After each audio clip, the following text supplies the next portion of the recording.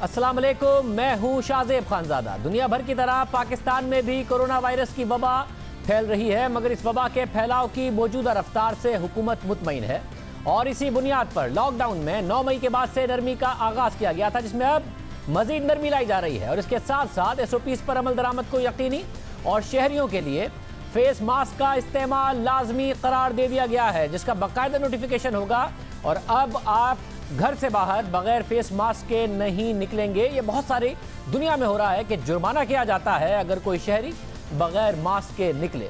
कल हमने आपको दिखाया था कि मार्केटों में लोग ना मास्क पहन रहे हैं, ना पाबंदियों पर अमल कर रहे हैं और आज जलसे जुलूसों पर पाबंदियों के बावजूद यौम अली पर कराची, हैदराबाद, सक्खर, दादू, लाड़काना, लाहौर, मुल्तान और पेशावर में जुलूस निकाले गए। इस वक्त आप अपनी स्क्रीन पर देख रहे हैं कि मुख्तलिफ सूबों में जुलूस निकले। जो हुकूमत की तरफ से SOPs थे, ना उनकी पासदारी की गई, ना ही कोई एहतियात की गई। बहुत सारे लोगों ने अक्सर मास्क भी नहीं पहने हुए थे, कोई फासला नहीं इख्तियार किया हुआ था।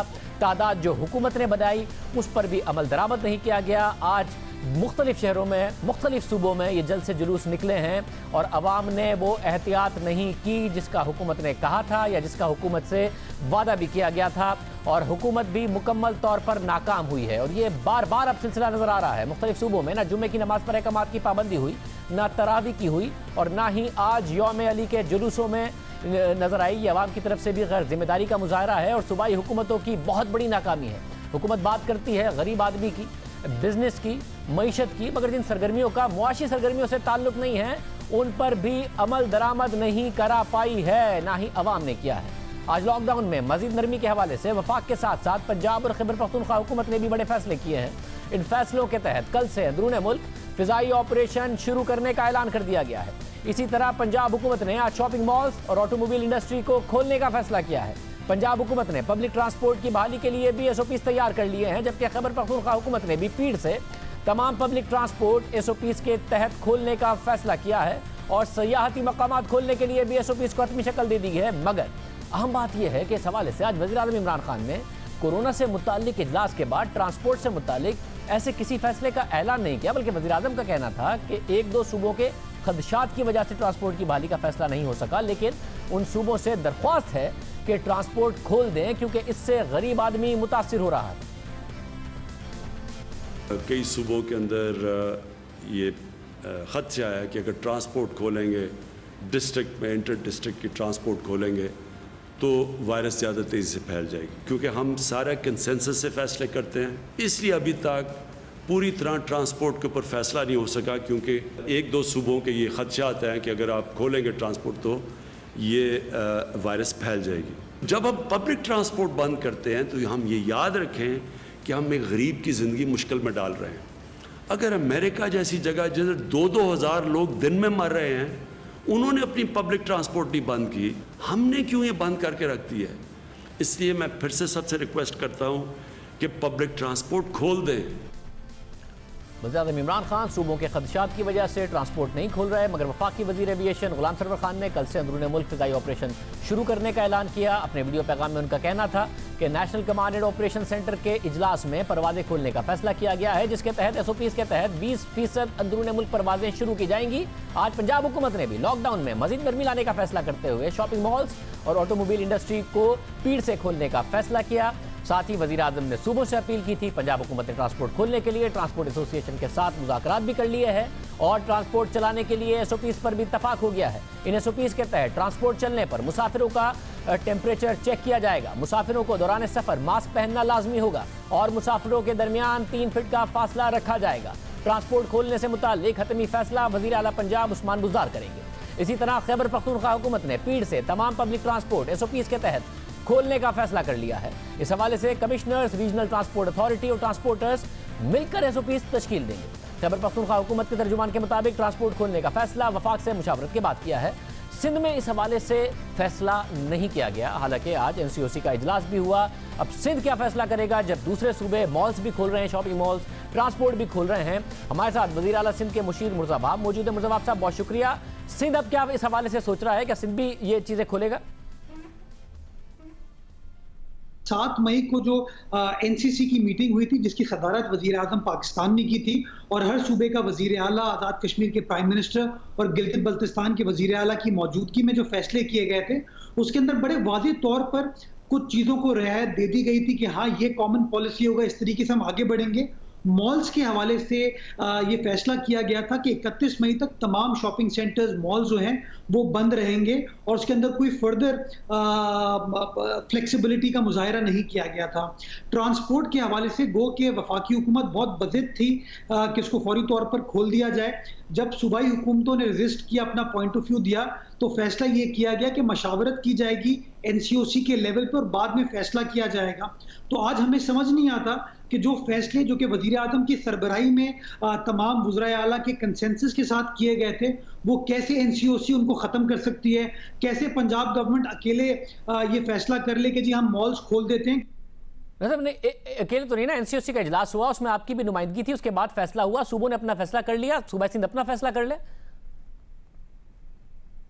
माजी में जहां जहां पंजाब गवर्नमेंट ने या किसी और सूबाई हुकूमत ने कोई फैसला किया जो कि मुतज़ाद था बाकी सूबाई हुकूमतों के लिए, तो हमारी बहैसियत सिंध हुकूमत प्रॉब्लम हो गई कि जी अगर आपने सनत खोल दी पंजाब के अंदर तो सनतकार कराची में आ गए, सिंध में आ गए हमारे पास, और हमें कहा जी कि पंजाब में तो काम करने की इजाज़त है, आप क्यों ये इजाज़त दे रहे हैं। इसी तरह यही कॉन्सेप्ट था हमारा कि एक कॉमन पॉलिसी होगी जब सब मिलकर काम कर पाएंगे, और इस वजह से हमने वज़ीर आज़म को अपनी सपोर्ट की यकीन दहानी कराई थी कि एक कॉमन फैसला होना चाहिए जिसका बराबरी के साथ मुल्क भर में इतलाक हो। 7 मई का जो फैसला था वो 31 मई तक लॉकडाउन को एक्सटेंड किया गया था और उसके अंदर कोई लचक ऐसा थी नहीं।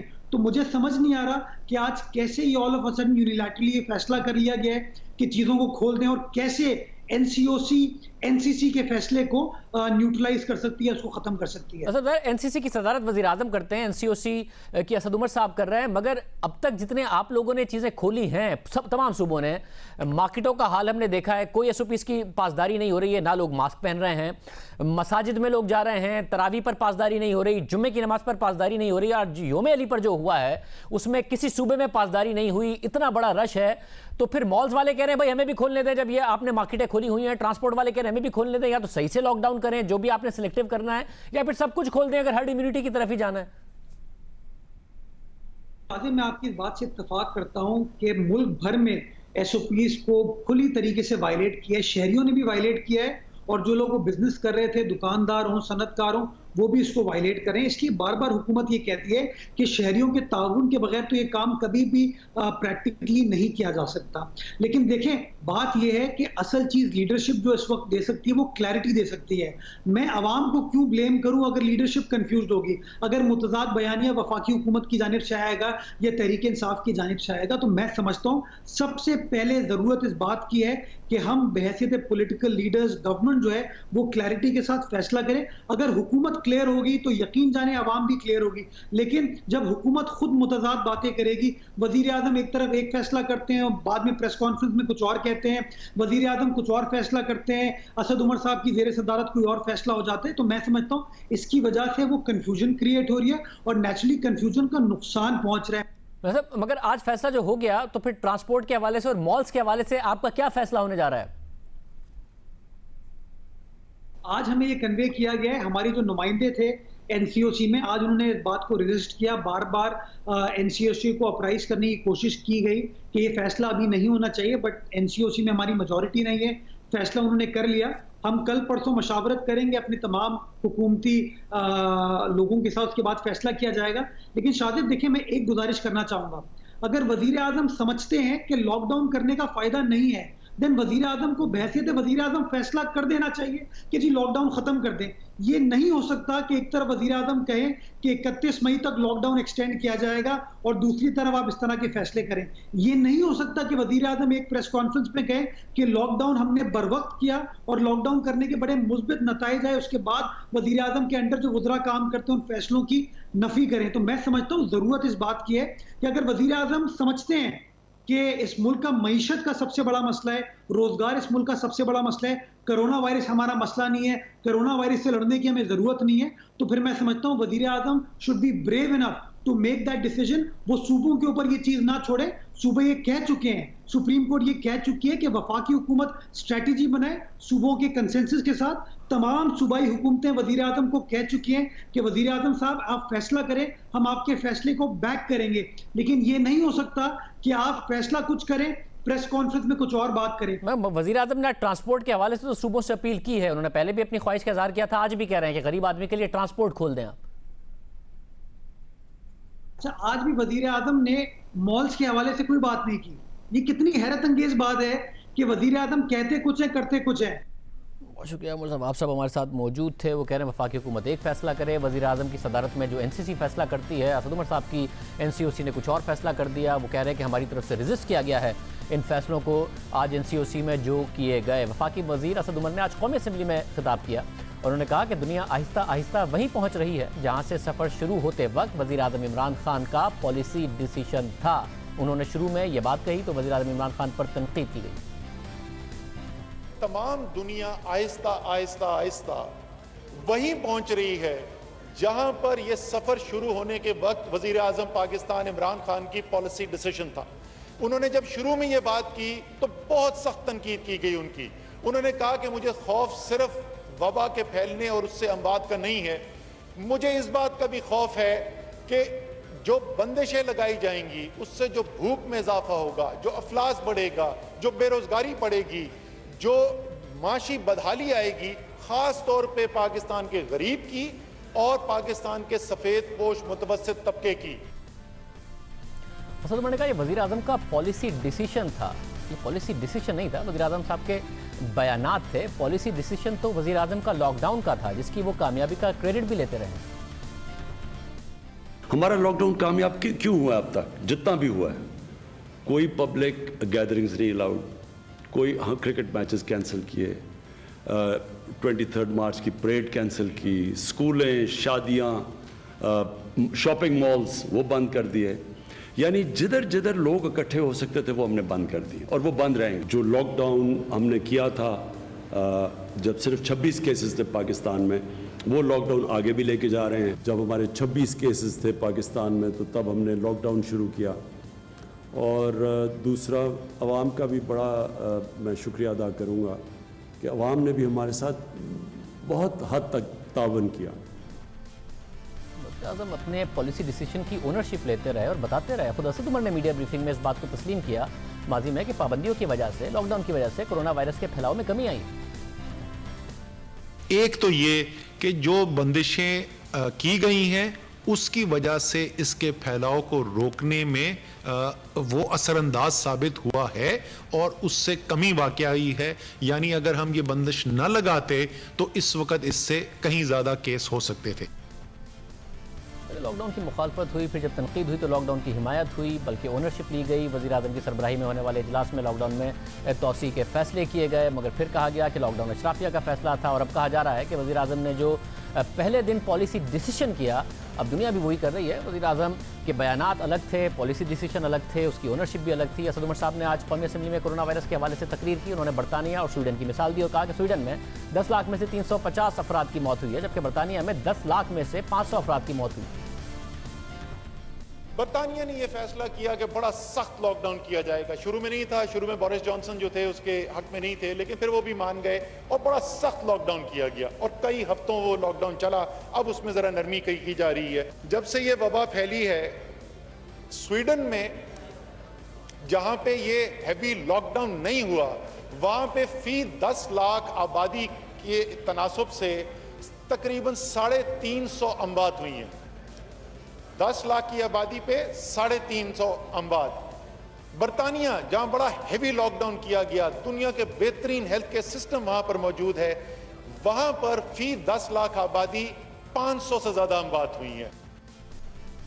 असल में बरतानिया स्वीडन का मवाजना किया। बरतानिया पर तो खुद तनकीद होती रही कि वहाँ लॉकडाउन का फैसला ताखिर से किया गया। वो खुद भी कह रहे थे कि बाद में किया, क्योंकि बरतानिया में पहले हर्ड इम्यूनिटी की तरफ आगे बढ़ाया गया बरतानिया को, फिर केसेस काबू से बाहर हुए, तो फिर बोरिस जॉनसन ने सख्त पाबंदियाँ लगाई और देर की। खुद बरतानिया के वज़ीर आज़म एहतियात नहीं करते रहे, फिर उन्हें खुद कोरोना वायरस हुआ। तो बरतानिया और स्वीडन का तो मवाजना नहीं बनता, बल्कि स्वीडन का उसके पड़ोसी ममालिक से मवाजना बनता भी है और दुनिया भर में हो भी रहा है। क्योंकि उन ममालिक ने लॉकडाउन किया और स्वीडन ने हर्ड इम्यूनिटी का फैसला किया, लॉकडाउन उस तरीके से नहीं किया। तो स्वीडन में अब तक 29,207 केसेस रिपोर्ट हो चुके हैं, 3,646 अमवात हो चुकी हैं। इसी तरह नॉर्वे में, जो कि उसका पड़ोसी है जहां लॉकडाउन हुआ, 8,206 केसेस रिपोर्ट हुए हैं और 232 अमवात हो चुकी हैं। इसी तरह फिनलैंड में भी अब तक 6,228 केसेस रिपोर्ट हो चुके हैं, 293 अमवात हो चुकी हैं। डेनमार्क में 10,791 केसेस रिपोर्ट हुए हैं और वहाँ 537 अमवात हो चुकी हैं। अब इन तमाम ममालिक की आबादी अलग अलग है, इसलिए इन ममालिक की शरह अमवात का फी 10 लाख से मवाजना करते हैं, जो कि आज असद उमर साहब ने बरतानिया और स्वीडन का किया। अब पड़ोसी ममालिक से स्वीडन का मवाजना करते हैं जहाँ पर लॉकडाउन हुआ। स्वीडन में 10 लाख में से 343 अफराद की मौत हुई। इसके मुकाबले में नॉर्वे में 10 लाख में से महज 42 अफराद की मौत हुई। यानी स्वीडन की अमवात नॉर्वे के मुकाबले में 816% ज़्यादा है। इसी तरह फिनलैंड में 10 लाख में से 51 अफराद की मौत हुई, यानी स्वीडन की अमवात फिनलैंड के मुकाबले में 672% ज़्यादा है। डेनमार्क में 10 लाख में से 92 अफराद की मौत हुई, यानी स्वीडन की अमवात डेनमार्क के मुकाबले में 372% ज़्यादा है।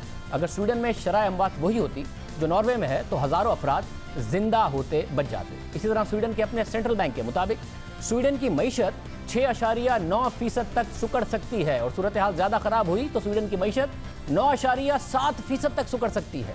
और जो अंदाजे पड़ोसी ममालिक के हवाले से लगाए गए हैं उसके मुताबिक नॉर्वे की मईशत 5.5% तक सुकड़ सकती है, फिनलैंड और डेनमार्क की मईशत 6 से 6.5% तक सुकड़ सकती है। यानी स्वीडन की मईशत भी उतनी ही मुतासिर होगी जितनी कि उसके पड़ोसी ममालिक की। मगर स्वीडन में हज़ारों अफराद की जान चली गई, जो कि उसके पड़ोसी ममालिक में उस तरीके से नहीं गई है। मामला जो भी हो, हुकूमत को एक फ़ैसला करे, लॉकडाउन करना है या नहीं। स्वीडन जैसा फ़ैसला करना है तो स्वीडन वाला फ़ैसला कर ले, अगर बरतानिया जैसा फैसला करना है बरतानिया जैसा कर ले।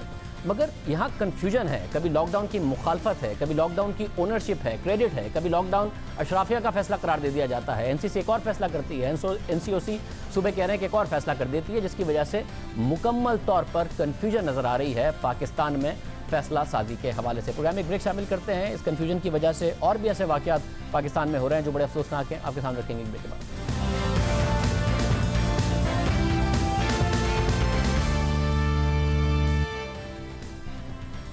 पाकिस्तान में ऐसे मरीज़ जो कैंसर और गुर्दों के मरीज़ हैं वो भी अब कोरोना वायरस से मुतासिर हो रहे हैं और ऐसे मरीज़ों की तादाद बढ़ रही है।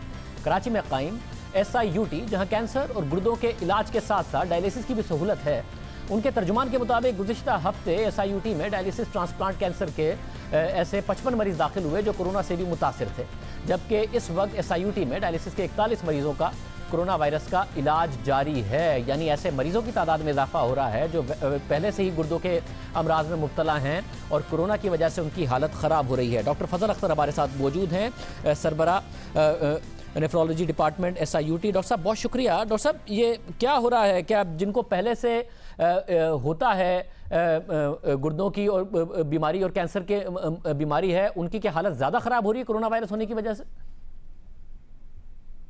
जी बिल्कुल आपकी बात दुरुस्त है, क्योंकि उनकी कुव्वत मुदाफ़त ज़्यादा बहुत कम है, तो उसकी वजह से उनकी कंडीशन काफ़ी ज़्यादा सीरियस हो जाती है। उसमें एक के साथ साथ इस वायरस इन्फेक्शन के साथ साथ उनको दूसरे भी इन्फेक्शन लग जाते हैं और जब एक से ज़्यादा इन्फेक्शन लग जाता है तो उनकी कंडीशन काफ़ी ज़्यादा सीरियस हो जाती है। तो इसी तरह से हमारे डायलिसिस के मरीज़ हैं या हमारे ट्रांसप्लांट रेसिपिएंट हैं, उनकी कंडीशन दूसरे मरीजों के मुकाबले में ज़्यादा सीरियस है। और डॉक्टर साहब, क्या ऐसा भी हुआ जिन मरीजों को मसला नहीं था गुर्दों का, उसके बावजूद कोरोना वायरस होने की वजह से वो आए आपके पास? क्योंकि दुनिया भर में कहा जा रहा है कि खून में क्लॉट्स बनते हैं जिसकी वजह से गुर्दे फेल होना, इसके अलावा स्ट्रोक होना, हार्ट फेल होना, कुछ भी हो सकता है। कि ऐसे मरीज भी आ रहे हैं जो वैसे उन्हें गुर्दों का मसला नहीं था मगर कोरोना वायरस होने की वजह से हो गया? जी हाँ, बिल्कुल हमारे पास ऐसे 5-6 केसेस हैं जिनको कोरोना की वजह से उनके गुर्दे फेल हो गए हैं। कुछ मरीज उसमें से सेहतयाब होकर के घर भी चले गए हैं, क्योंकि जब हमने उनको डायलिसिस की ट्रीटमेंट प्रोवाइड किया तो आहिस्ता आहिस्ता खुद ये कोरोना जब कम हुआ तो उनके गुर्दों ने काम करना भी शुरू किया और वो घर होके भी चले गए हैं। कुछ लोग ऐसे हैं कि इतनी सीवियर कंडीशन हुई कि वो जाँ बहक भी हो गए हैं। तो ये दोनों किस्म की चीज़ें हुई हैं। तो सूरत हाल कंट्रोल में है या आपके ख्याल में पाकिस्तान के जो इस वक्त अस्पतालों की सूरत हाल को देखते हुए आपको लगता है आगे जाके सूरत हाल बहुत मुश्किल हो सकती है, चाहे कराची की बात करें या फिर पूरे पाकिस्तान की बात करें? फिलहाल तो ये लग रहा है कि ये खतरनाक हद तक जा रही है।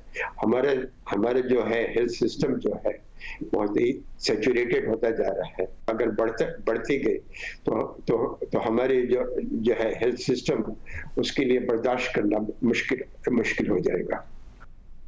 यूटी के डॉक्टर्स कोरोना के केसेस में इजाफे पर परेशान हैं। बहुत शुक्रिया राउत साहब हमें शो में ज्वाइन करने के लिए। मगर इस सब के साथ ही लोग अब भी कोरोना वायरस और इससे होने वाली अमवात को तस्लीम करने पर तैयार नहीं हैं। इसी सूरत हाल पर और इसी तरह की सूरत हाल का सामना कराची के जिन्ना अस्पताल के डॉक्टर्स को करना पड़ा, जहां बुध को कोरोना के 60 साल मरीज को तशवीशनाक हालत में डाव अस्पताल से जिन्ना अस्पताल मुंतकिल किया गया, जहां उनका इंतकाल हो गया।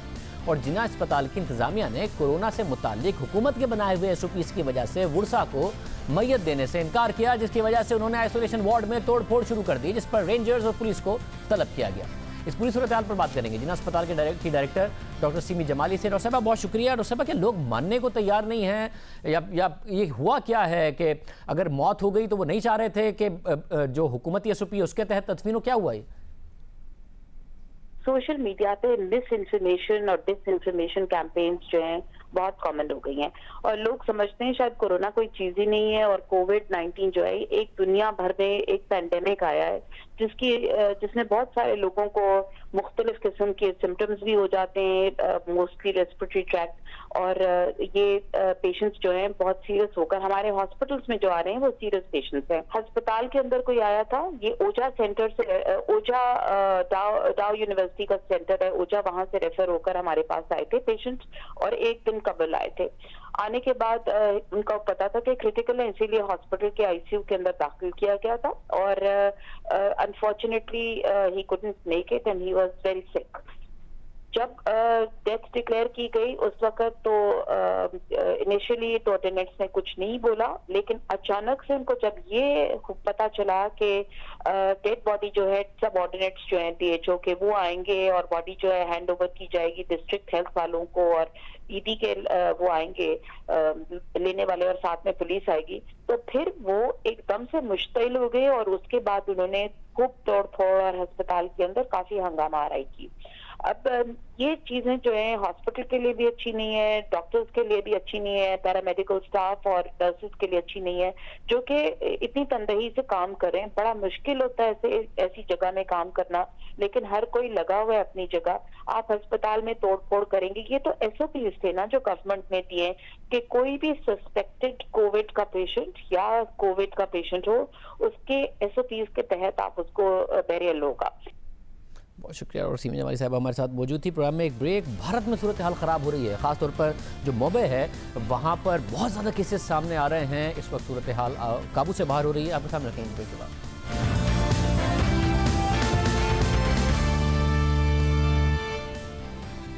भारत में लॉकडाउन के बावजूद कोरोना वायरस के केसेस में तेजी आ रही है, मगर साथ ही लॉकडाउन में नरमी का मुतालबा किया जा रहा है क्योंकि दीगर बीमारियां बढ़ रही हैं, मुआशी सूरत हाल खराब हो रही है। अब तक भारत में 82,834 केसेस सामने आ चुके हैं। अमवात की तादाद 2,657 है और अब तेजी से केसेस सामने आ रहे हैं। रोजाना 3,000 से ज्यादा केसेस रिपोर्ट हो रहे हैं। सवाल उठ रहा है कि भारत ने लॉकडाउन भी लगाया और इस लॉकडाउन को 50 दिन भी हो गए, मगर फिर भी कोरोना वायरस काबू में नहीं आ रहा। मगर अब भी सूरत हाल वैसी नहीं जैसी यूरोपीय ममालिक खासतौर पर अमेरिका और बरतानिया में है, उतनी खराब नहीं है। मगर अब लॉकडाउन की वजह से भारतीय मईशत दबाव में आ गई है। ब्लूमबर्ग के मुताबिक 40 साल में पहली दफा भारतीय मईशत सुकड़ेगी। इसके अलावा लॉकडाउन की वजह से भूख और दीगर बीमारियों में इजाफा हो रहा है। बिगड़ती हुई मुआशी सूरत हाल की वजह से हुकूमत पर दबाव बढ़ रहा है कि वो लॉकडाउन में नरमी लाए। हालांकि कोरोना वायरस के केसेस में मुसलसल इजाफा हो रहा है। अगले हफ्ते तवक्को है कि भारत के मुख्तलिफ इलाकों में पाबंदियों में नरमी लाई जाएगी और खदशा है कि जैसे ही नरमी आएगी लोग बाहर निकलेंगे तो कोरोना वायरस तेजी से फैलेगा। भारतीय हुकूमत का दावा है कि अगर वो फौरी तौर पर लॉकडाउन का फैसला ना करती तो 15 अप्रैल तक मुल्क भर में 8,20,000 अफराद कोरोना वायरस से मुतासिर हो जाते। पाबंदियों की वजह से कोरोना वायरस का फैलाव कम हुआ है। भारतीय वजीर सेहत के मुताबिक लॉकडाउन में कोरोना वायरस के फैलाव को रोकने में मदद मिली। जब लॉकडाउन का आगाज किया उस वक्त 2 से 3 दिनों में केसेस डबल हो रहे थे, दुगने हो रहे थे।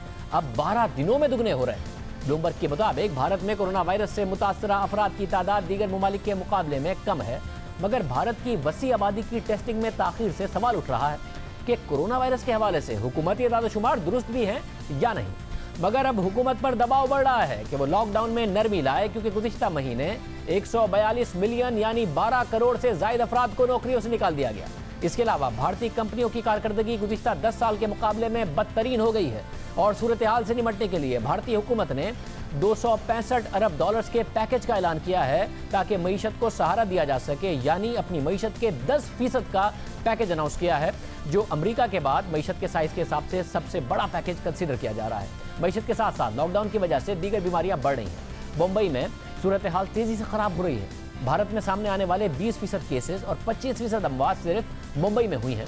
मारूफ अमरीकी अखबार न्यूयॉर्क टाइम्स के मुताबिक मुंबई के अस्पताल मरीजों से भरे हुए हैं। डॉक्टर्स का कहना है कि मुंबई की सबसे बड़ी दुश्मन उसकी गुंजान आबादी है। शहर में कच्ची आबादियां फैली हुई हैं जहां सोशल डिस्टेंसिंग पर अमल करना मुश्किल है। एक कमरे में 8-8 लोग रहते हैं। घरों की छतें लोहे की शीट से बनी हुई हैं। गर्मी में उन घरों में रहना मुश्किल हो जाता है और लोग गलियों में निकल आते हैं। मुंबई की सबसे बड़ी कच्ची आबादी में कोरोना वायरस तेजी से फैल रहा है और मुतासर अफराद की तलाश में तिब्बी अमले को मुश्किलात का सामना है। इन आबादियों में जाना, तंग गलियों से गुजरना, फिर लोगों को समझाना कि वो घरों पर रहें, ये आसान काम नहीं है। सूरत हाल खराब होने के बाद मुंबई के अस्पतालों पर बोझ बढ़ रहा है। बरतानवी अखबार गार्डियन के मुताबिक एक फुटेज जिसमें नजर आ रहा है कि 6 लाशें अस्पताल में कोरोना वायरस के मरीजों के साथ रखी हुई हैं। ये फुटेज भारत में निज़ाम सेहत की कोरोना वायरस से निपटने की कोशिशों को बेनकाब कर रही है। ये फुटेज मुंबई के एक अस्पताल की है।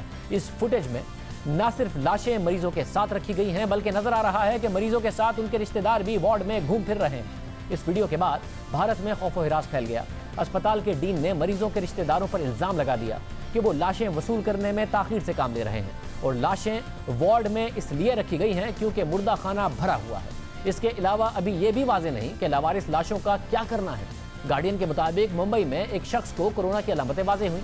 उसके घर वाले 2 अस्पतालों में लेकर गए, मगर उसे दाखिल नहीं किया गया क्योंकि उन अस्पतालों में जगह नहीं थी। बाद में उसे एक अस्पताल में जगह मिली, मगर उसकी मौत हो गई और पता चला कि उसे कोरोना वायरस था। अखबार के मुताबिक जो वीडियो सामने आ रही हैं उनसे अंदाजा लगाया जा सकता है कि भारत में सेहत की निज़ाम की क्या सूरत हाल है। मगर इस वायरस का मुकाबला करने के बजाय भारत में प्रोपेगेंडा किया जा रहा है। कोरोना वायरस को मुसलमानों से जोड़ा जा रहा है और जाली खबरें फैलाई जा रही हैं। ये तासुर पैदा करने की कोशिश की जा रही है कि जैसे मुल्क की मुसलमान आबादी बाकी आबादी को कोरोना वायरस से मुतासिर करने की कोशिश कर रही है। सोशल मीडिया पर मुसलमानों के खिलाफ कोरोना से मुताल्लिक फेक न्यूज़ की एक लहर चल पड़ी है। जाली खबरों की टीवी चैनल्स और सोशल मीडिया के जरिए मुसलमानों के खिलाफ नफरत फैलाई गई, जिसका असर यह हुआ कि कई इलाकों में मुसलमान सब्जी फरोशों और दुकानदारों से सौदा लेना बंद कर दिया गया। कई रिहायशी बस्तियों में मुकामी लोगों ने मुसलमानों के आने पर पाबंदी लगा दी। अहमदाबाद के एक अस्पताल में मुसलमान मरीजों के लिए अलग वार्ड बना दिया गया और एक कैंसर अस्पताल ने मुसलमान मरीजों का कोरोना के टेस्ट किए बगैर इलाज करने से इनकार कर दिया। खासतौर पर तबलीगी जमात के खिलाफ प्रोपेगेंडा करके ये तासुर पैदा किया गया कि भारत में कोरोना वायरस मुसलमानों की वजह से फैल रहा है। इस हवाले से एक ऑडियो वायरल हुई जिसकी बुनियाद पर भारत में तबलीगी जमात के सरबराह मौलाना साद के खिलाफ FIR भी दर्ज की गई। भारतीय अखबार इंडियन एक्सप्रेस के मुताबिक दिल्ली पुलिस ने मौलाना साद समेत तबलीगी जमात के दीगर 6 रहनुमाओं के खिलाफ FIR दर्ज की और इल्जाम ये लगाया गया कि उन्होंने हुकाम की तरफ से मना करने के बावजूद भी 2000 अफराद का इज्तिमा किया। ये FIR मकामी SHO की मुद्दत में दर्ज की गई। SHO ने बताया कि उन्हें 21 मार्च को मौलाना साद की मुबैना ऑडियो WhatsApp पर मिली, जिसमें वो कह रहे थे कि लॉकडाउन की पाबंदियों पर अमल ना किया जाए, मरकज में होने वाले इज्तिमा में शिरकत की जाए। इसके बाद इज्तिमा हुआ, उसमें 2000 से ज़ायद अफराद ने शिरकत की, जो हुकूमती अहकामात की संगीन खिलाफ वर्जी है। इस ऑडियो की बुनियाद पर FIR दर्ज की गई, मगर अब ये पता चल रहा है कि ये ऑडियो जाली है और मुख्तलिफ मौके पर की गई बातों को जोड़कर बनाई गई है और इतना सारा प्रोपेगेंडा हो गया, अब ये पता चल रहा है। भारतीय अखबार इंडियन एक्सप्रेस के मुताबिक पुलिस ने तबलीगी जमात के एक रहनुमा का लैपटॉप रिकवर किया और उसमें मौजूद तमाम ऑडियो क्लिप्स का जायजा लिया। छानबीन के बाद पुलिस को लैपटॉप से 350 ऑडियो क्लिप्स मिले, मगर पुलिस को वो क्लिप नहीं मिला जिसकी बुनियाद पर FIR दर्ज की गई थी। दूसरी तरफ पुलिस को तहकीकात के दौरान पता चला कि वायरल होने वाली ऑडियो मुख्तलिफ क्लिप्स को जोड़कर बनाई गई है। पुलिस ने दोबारा से तमाम क्लिप्स सुने और फिर इस नतीजे पर पहुंची कि 20 क्लिप्स को जोड़कर यह मुबैना ऑडियो क्लिप तैयार किया गया, जिसके बाद तहकीकाती अफसर ने अपने अफसरान को आगाह किया और क्लिप्स की फॉरेंसिक टेस्ट के लिए कहा। अब ये सवाल अहम है कि किसने एक जाली ऑडियो क्लिप बनाया, फिर उसे सोशल मीडिया पर वायरल किया, फिर जो नेशनल मीडिया है उसने भी उसे उठा लिया, फिर उस पर तबसरे हुए, मुसलमानों के खिलाफ प्रोपेगेंडा हुआ। वायरल होने के बाद इस ऑडियो क्लिप की बुनियाद पर FIR दर्ज हो गई, नफरत फैलाई गई। न सिर्फ नफरत फैली बल्कि पुरतशद्दुद वाक़यात भी हुए। गुज़िश्ता माह दिल्ली में 22 साला नौजवान महबूब अली को कत्ल कर दिया गया क्योंकि इलाके वालों को शुबा था कि उससे कोरोना है। पुलिस के मुताबिक महबूब अली तबलीगी इज्तिमा से वापस आया तो तिब्बी मुआयने के बाद उन्हें घर जाने की इजाज़त दी गई, मगर जैसे ही वो अपने गाँव में पहुंचा ये अफवाह फैला दी गई कि महबूब अली कोरोना वायरस फैलाने आया है, तबलीगी जमात से आया है, जिसके बाद इलाके के लोग जमा हुए और उस नौजवान की जान ले ली। ये सब भारत में हो रहा है। तो हम एक ब्रेक शामिल करते हैं। अहम मुआशी फैसले हुए आज, उस पर बात करेंगे तफसील से एक ब्रेक के बाद।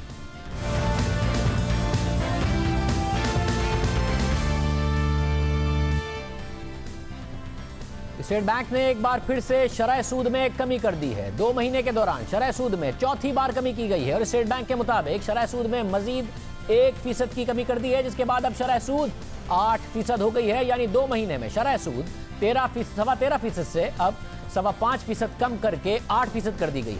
साथ ही स्टेट बैंक अगले साल महंगाई रवा बरस की 11 से 12% से कम होकर 7 से 9% देख रहा है। स्टेट बैंक के मुताबिक शरह सूद में कमी, साथ ही बिजनेस के लोन्स और तनख्वाहों के लिए स्टेट बैंक की स्कीम्स और उसके साथ साथ हुकूमत के कम आमदनी वाले तबके, छोटे कारोबार और कंस्ट्रक्शन सेक्टर के लिए इकदाम और उसके साथ साथ बैनुल अक़वामी बिरादरी की तरफ से इमदाद पाकिस्तान के मुआशी इस्तेहकाम को यकीनी बनाते हुए मुआशी तरक्की और रोजगार को सपोर्ट फराहम करेगी। स्टेट बैंक के मुताबिक मार्च के महीने में बड़ी सनतों की पैदावार में 23% कमी हुई। लॉकडाउन की वजह से क्रेडिट कार्ड्स पर अखराजात, सीमेंट की खपत और पेट्रोल की सेल्स में नुमाया कमी हुई। कंज्यूमर और बिजनेस सेंटिमेंट, जिसमें साल के शुरू में बेहतरी के आसार थे, वो दोबारा तेजी से गिर गया। स्टेट बैंक के मुताबिक बरामदात अप्रैल में 54% से गिर गई। रेमिटेंसेज अभी तक नहीं गिरी, मगर आने वाले दिनों में गिरने का इम्कान है क्योंकि तेल बरामद करने वाले मुमालिक और दीगर मुमालिक की मईशतें मुश्किलात का शिकार हैं। मगर इन तमाम बैनुल अक़वामी चैलेंजेस के बावजूद बैरूनी सेक्टर मुस्तहकम रहेगा। मगर टैक्स आमदनी में कमी और हेल्थ केयर, बिजनेस और गरीब तबके के लिए हुकूमती इक़दाम और अखराजात की वजह से बजट खसारे में खातिर ख्वाह इजाफा होगा। साथ ही स्टेट बैंक के मुताबिक इस साल महंगाई में जो कमी का रुझान है, इसमें हालिया तेल की कीमतों में 30 से 40% कमी से फायदा होगा और महंगाई में मजीद कमी आएगी। हमारे साथ साबिक वज़ीर ख़ज़ाना माहिर मईशत डॉक्टर हफीज़ पाशा साहब मौजूद हैं। डॉक्टर साहब बहुत शुक्रिया। पाशा साहब, आपको नज़र आ रहा है अच्छी कमी है या मजीद कमी हो सकती थी या नहीं थी गुंजाइश और कमी करने की? बिस्मिल्लाहिर्रहमानिर्रहीम। मेरा ख़्याल ये है कि स्टेट बैंक ऑफ पाकिस्तान ने पिछले 2 महीने में माशाल्लाह बड़ी फुर्ती से काम किया है और 13.25% से वो सूद को 8% पे लेकर आए हैं, यानी कि 25% आपने उसमें कमी की है। ये बहुत बड़ा आपने एक स्टेप लिया है यकीनन, मगर अभी भी गुंजाइश है। उसकी वजह यह है कि अफरात ज़र में नुमाया तौर पर कमी आ रही है और अब इम्कानात ये हैं, ख़ास तौर पे तेल की कीमतें कम होने के बाद, कि इंशाअल्लाह आने वाले दिनों में अफरात ज़र 6-7% की रेंज में आ जाएगा। तो उसके नतीजे में मेरा ख्याल है कि अगली मॉनेटरी पॉलिसी कमेटी की मीटिंग में शायद गुंजाइश निकल आए कि इसको 1% भी कम किया जा सकता है ताकि ये 7% तक पहुंच जाए, जिसके बारे में हमने बहुत अरसे से कहते रहे हैं। तो अल्लाह के फजल से ये अच्छा मुनासिब मूव है। और पाशा साहब, जो मॉनेटरी पॉलिसी स्टेटमेंट के मुताबिक लार्ज स्केल मैन्युफैक्चरिंग में मार्च में तकरीबन 23% की कमी है। साथ में वो कह रहे हैं कि बहुत ज़्यादा जो बिज़नेस सेंटीमेंट है वो मुतासिर हुआ है। अब आपको लग रहा है कि अब जबकि मईशत खुलने जा रही है, दुनिया भर की मईशत खुल रही है, तो डोमेस्टिक सेक्टर, एक्सटर्नल सेक्टर जो वर्स्ट था, जो बदतरीन चीज़ था, वो देख लिया है, अब बेरोज़गारी में यहाँ से मज़ीद इजाफा नहीं होगा, या आपको लग रहा है अभी भी खतरात बरकरार है?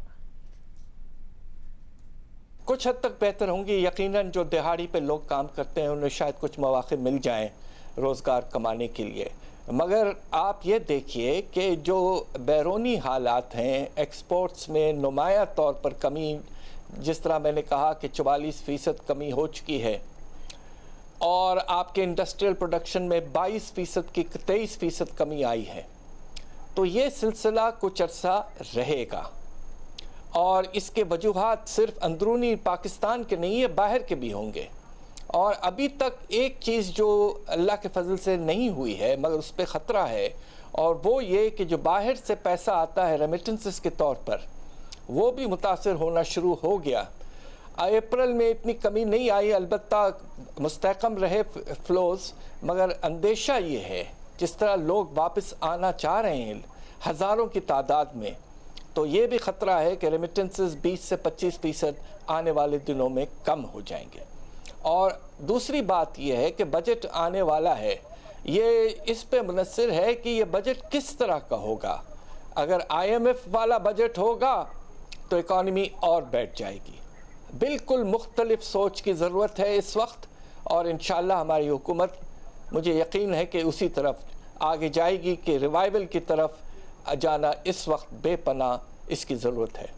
बहुत शुक्रिया। साबिक़ वज़ीर ख़ज़ाना डॉक्टर हफीज़ पाशा हमारे साथ मौजूद थे। वो कह रहे थे अच्छा इक़दाम है शरह सूद को कम करना, आने वाले दिनों में मज़ीद कमी नज़र आती है। हुकूमत को बजट बनाना मुश्किल होगा, एक्सटर्नल सेक्टर पे भी कुछ मसाइल हैं, अगला साल मुश्किल होगा, मगर हुकूमत को फ़ैसले ऐसे करने होंगे कि सूरत हाल से निकला जाए। आज की प्रोग्राम में इतना ही। आपसे पीर के दिन मुलाकात होगी।